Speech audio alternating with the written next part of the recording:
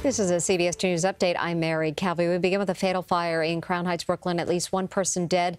3 others are in critical condition. The fire started inside a deli just before 6 o'clock this morning at a 4-story apartment building on Buffalo Avenue.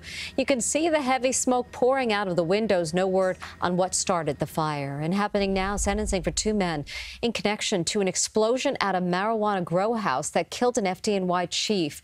Prosecutors say Julio Salcedo and Garibaldi Castillo tampered with the gas lines at the 2-story house in the Kingsbridge section of the Bronx in 2016. Deputy Chief Michael Fahey died after he was struck in the head with flying debris. The 44-year-old husband and father of 3 had been on the force for 17 years. The 2 men have pleaded guilty to manslaughter. The stormy weather could make a return today. Here's Vanessa Murdock with your forecast. Yeah, that is exactly what we expect this afternoon. Showers and thunderstorms, some of which might be severe. Right now, what we have are a few showers north and northwest of the city. Over Central Park, though, it is just hazy skies for us right now. Temperatures warming up quickly. We're at 84 degrees, feeling like 91. Yes, it will feel like low to mid-90s by this afternoon. Actual high in the city anticipated to be 86, 87 for a high in Butler, and 85 in Toms River. As for that likelihood of severe weather this afternoon, best bet north and northwest of the city. It's about a 30% chance of severe thunderstorms, heavy rain, damaging wind, and some small hail, all possible. We could see some localized flooding with these storms that pop up later today, and that will persist overnight. Big picture is this. We see some light rain activity north and northwest of the city. This is just some drizzle, really, as it lifts on through. As we go toward the afternoon, though, more intense activity is anticipated. 4 o'clock, you can see some spotty action on the radar. Overnight, 9 p.m., some good stuff. And then tomorrow morning, a mix of sunshine and clouds for your Saturday. But we will see that returning chance for showers and storms tomorrow, especially through the afternoon. As we get into Sunday, it is still unsettled, unfortunately. It's a big change in the forecast. Sunday, a high of 78. Dreary conditions is what it's looking like right now, with showers in the mix, but clearing out, becoming more comfortable for Monday and Tuesday. Mary. Vanessa, thank you. Earlier this morning, New Jersey Governor Phil Murphy visited Brick Township, a community devastated by recent severe weather. Nearly 8 inches of rain fell Monday, flooding streets and homes. More than 100 people were rescued last week after relentless rain flooded communities. A state of emergency was declared for 5 New Jersey counties after the storms. Again, there's no easy answer in terms of where we go from here. I think there's a collective effort right now trying to figure out what the heck happened. I think one thing we can't ignore is an extraordinary amount of rain in a very short amount of time. Governor Murphy says it's too early to tell what other factors might have caused the massive flooding. He encourages all flood victims to have documentation on the property that was lost. It's the commuter alert that will last for years and impact drivers using the Lincoln Tunnel in and out of New Jersey. Beginning tonight at 9, 2 lanes will close on the Route 495 bridge. It's part of a $90 million rehabilitation project to replace the aging viaduct that carries Route 495 over Routes 1 and 9. Drivers can expect severe congestion and delays for the next 2.5 years.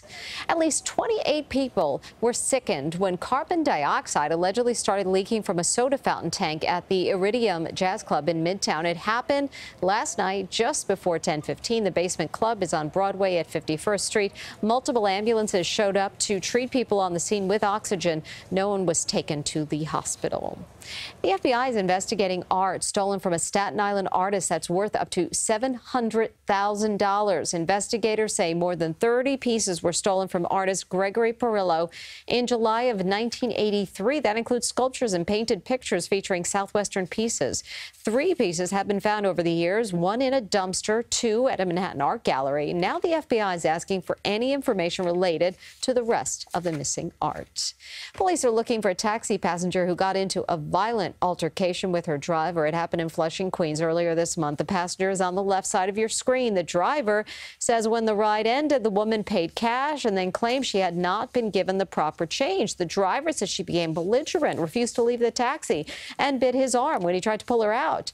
She then allegedly ran off with his wallet, including $200 in cash and credit cards. From coast to coast, tributes are pouring in for the Queen of Soul. Aretha Franklin died at her home in Detroit yesterday at the age of 76. Since word of her passing, the singer who commanded respect has soared to the top of the iTunes charts.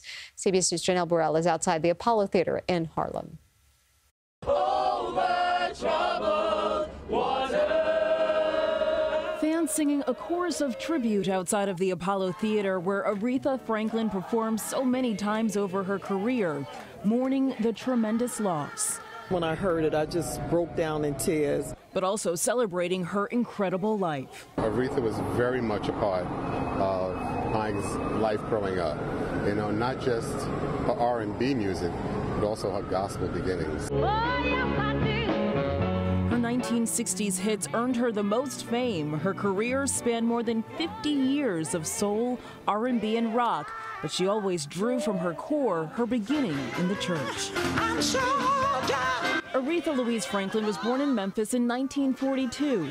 She was the daughter of C.L. Franklin, a prominent Detroit Baptist preacher and one of Dr. Martin Luther King's major fundraisers.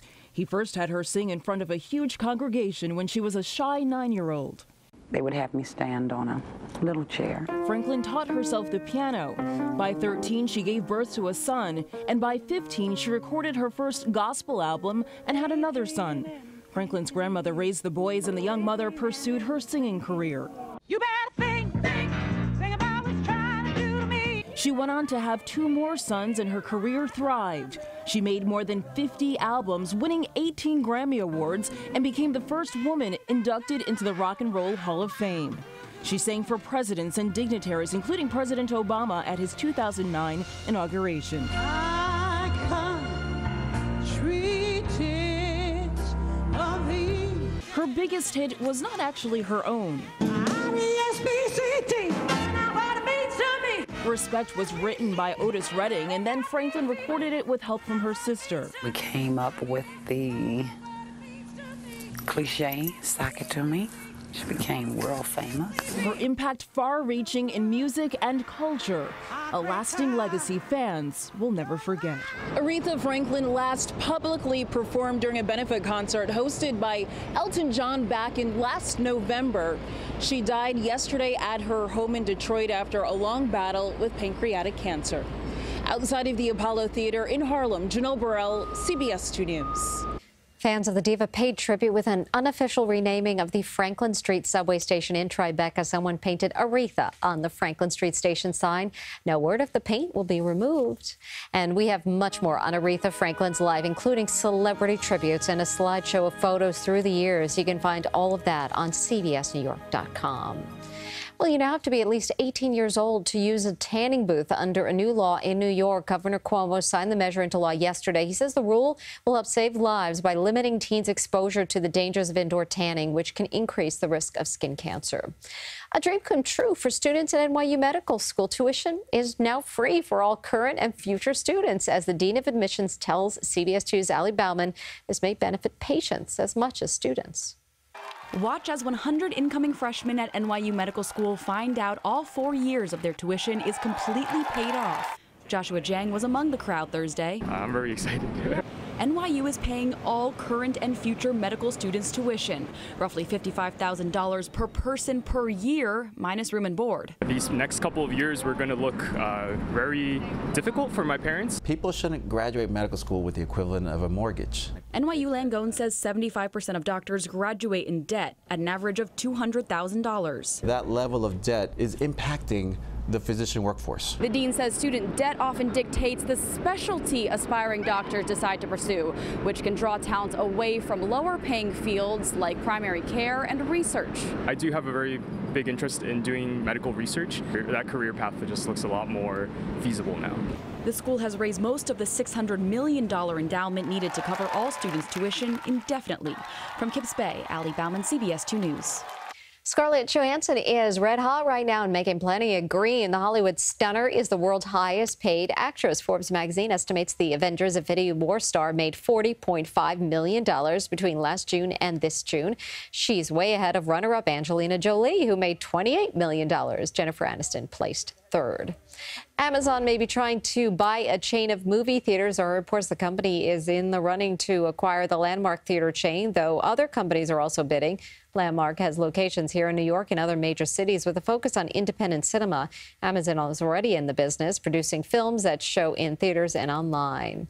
New diet study says moderation in carb consumption may be the healthiest choice. Among participants, the study found low-carb eaters had a life expectancy of around 79 years. For high carbers, it was 82. Those with moderate carb consumption had the greatest life expectancy at around 83. Moderate consumption means carbohydrates totaling 50 to 55% of calories. The study indicates that when replacing carbs, plant-based foods like beans and nuts are healthier than meat and dairy. The study was published in The Lancet Public Health. And that's your CBS 2 News Update. I'm Mary Calvi. Have a great day.